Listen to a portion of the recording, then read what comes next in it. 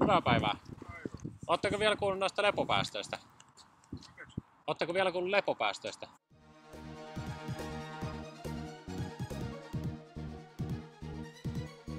Kyllä se imee, mutta pistää tähän takaiskoventtiille, se ei ime sieltä mitään. Ei se välttämättä edes tarvitse. Kyllä tää varmaan pysyy tässä itellään. Tän saa ehkä pois.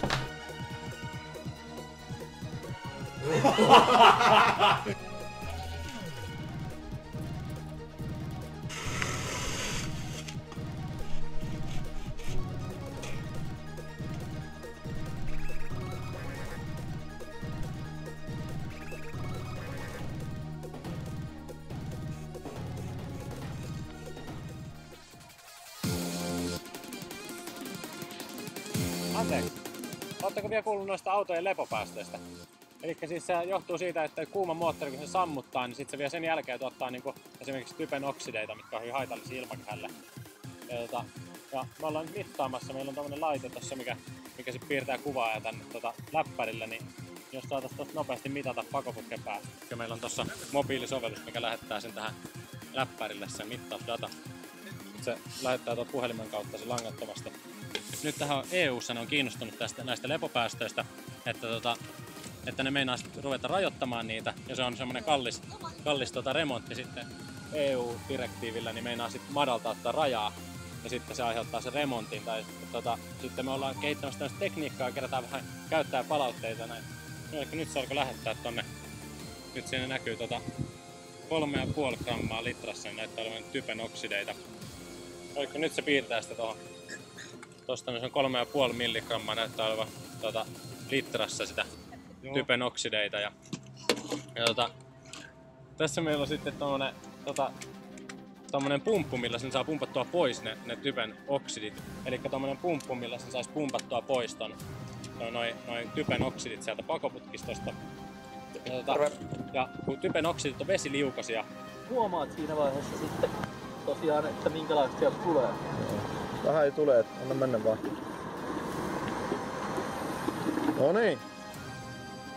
Nyt muutaman kerran pumpata, niin se Vähän isompaa työntöä. No kato, nyt sieltä alkaa tulee niitä typen oksideita. Typen oksidithan on vesiliukaisia. Ne liukenee tuohon veteen ja sitten saadaan siihen veteen talteen ja sitten se voidaan hävittää niin asianmukaisesti. Tuosta näkee, niin siellä on vähän vielä ilmeisesti mittarissa vielä jäänyt noita niin päästöjä, niin, mutta sitten se pitoisuus alkaa laskea, niin onko se parempi ratkaisukin siellä? Tiedetään, että luonnollinen tapa on aina parempi. Niin.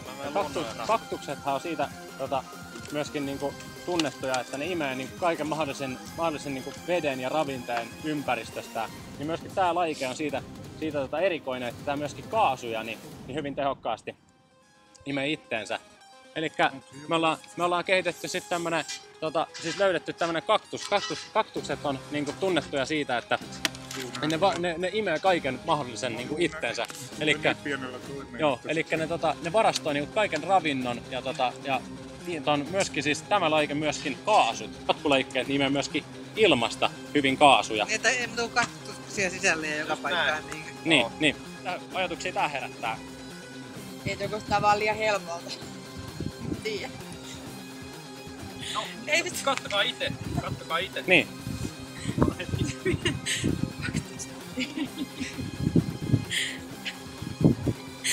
Mä katson, että mä saan piilokamerassa varmaan. Esimerkiksi näitä kaktuksia, niin ne on todennäköisesti aika kalliita, koska niistä voi pyytää aika isoja rahoja. Meillä olisi nyt testierä noista kaktussista ja mitä me ollaan kehitetty, niin se maksaisi vain 10 €. Mä en kyllä varmaan tällä hetkellä vielä lähde tähän mukaan. Nyt ei välttämättä tilanne, että vielä ostaisin. Se on tämmönen helppo paketti kuljettaa. Joo, se ei mene auton perässäkään miksikään. Sitten auton perästä aina nostaa tähän